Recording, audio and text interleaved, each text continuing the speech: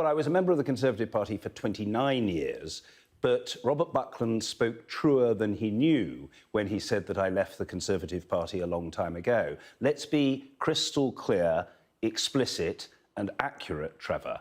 I became Speaker on the 22nd of June 2009, and that evening, in conformity with convention, I wrote to the then chairman of the Conservative Party, Eric Pickles, to tender my resignation as a member of the Conservative Party.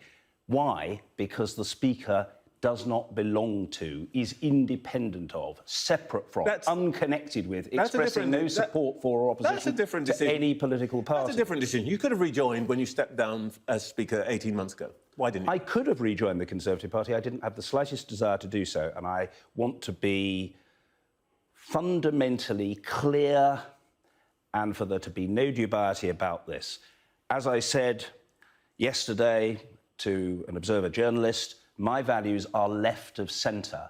I do not identify with the Conservative Party. And I think that in British politics, you've just heard from Ed Davey, most people still see it as principally a choice between the Conservative Party and the Labour Party.